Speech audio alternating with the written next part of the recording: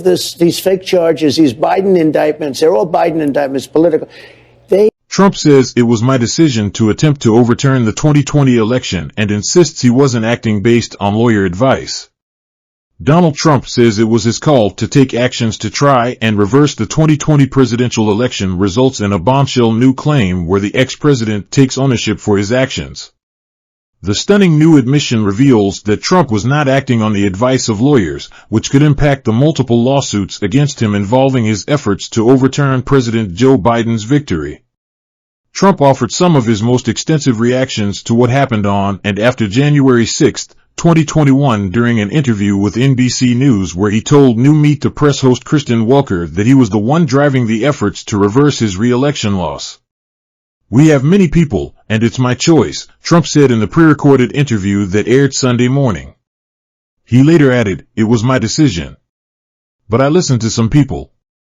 In fact, Trump said that there were administration officials and campaign lawyers telling him he lost the election and to accept that, but he ignored their input, saying he didn't respect them.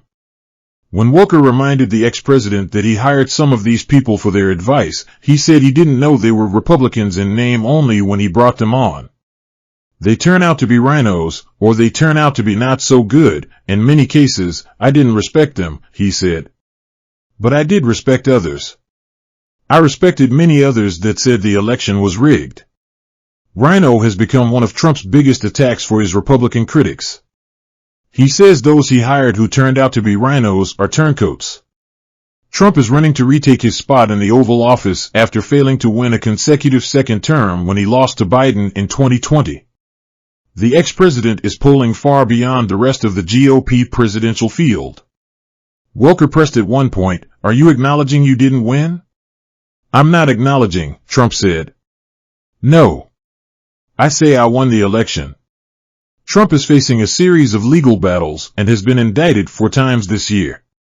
2 cases involve his attempts to overturn the 2020 election, while a third is related to his retention of classified documents after leaving the White House.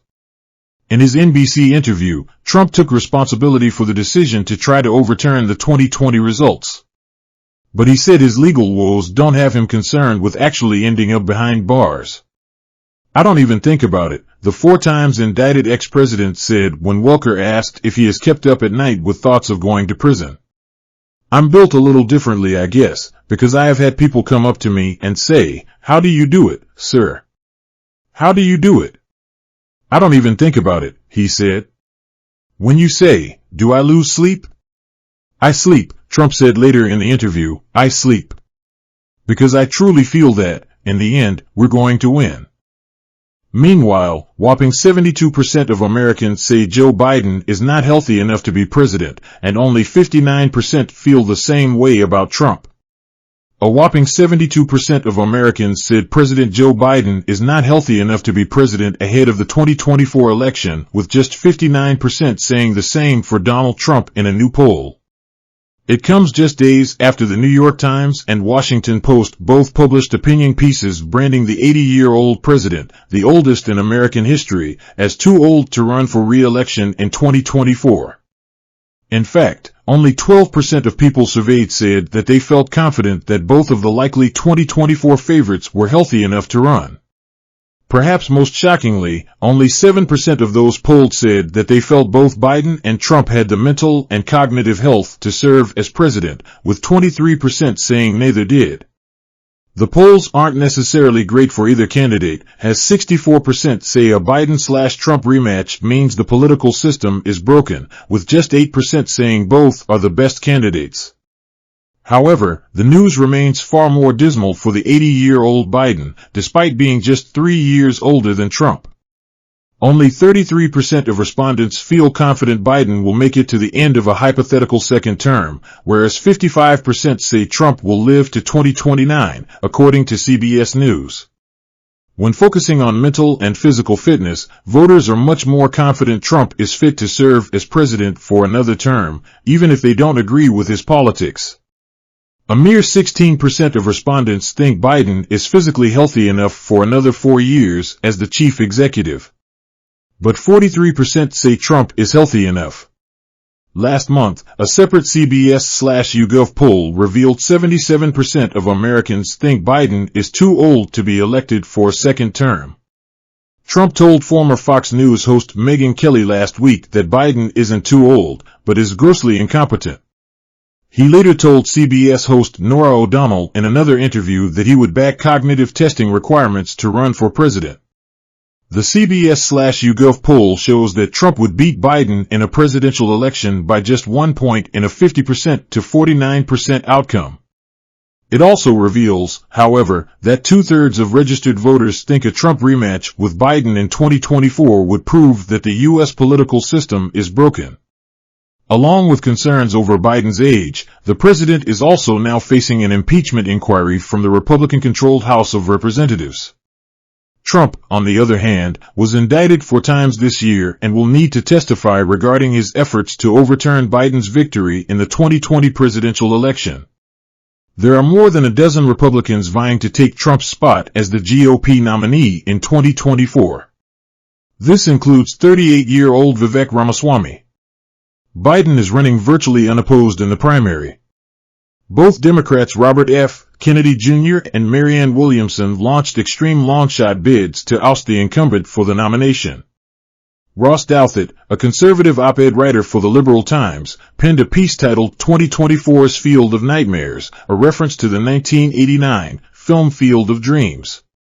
He said while his concerns with Biden come down to run-of-the-mill political disagreements during his first term, Democrats are playing with fire and allowing the oldest president in American history to run again. The 2 risks of Biden running again, according to Douthat, the high stakes of the next election, in which a health crisis or just more slippage might be the thing that puts Trump back in the White House, and the different but also substantial stakes of another 4-year term. While Douthat argued that similar to Ronald Reagan's second term, which was long rumored to be served with the president in decline, Biden can limp to another victory, he sees the current political era as telling. He compared it to liberals praying Supreme Court Justice Ruth Bader Ginsburg could live long enough to see a Democrat replace her, only to see her die weeks before the election, with Trump able to nominate another justice to the Supreme Court.